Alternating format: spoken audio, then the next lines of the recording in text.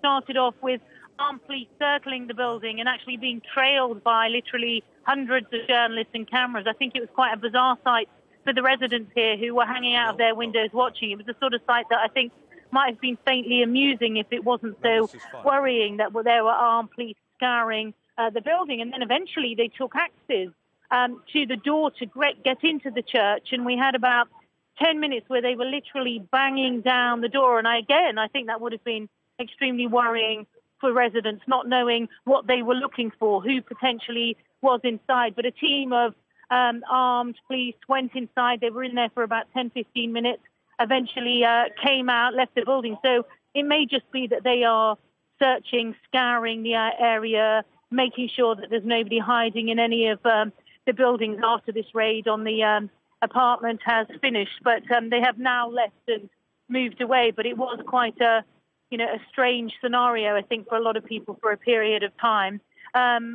Everybody's hearing the news now that things are over. They're asking questions about who has been killed. They want to know the identities, because residents here heard from very early in the morning the suggestion that the mastermind of the attacks on Friday, and potentially the man who's been called for the last few days the most wanted individual in Europe, people had heard that they potentially were at the heart of their communities.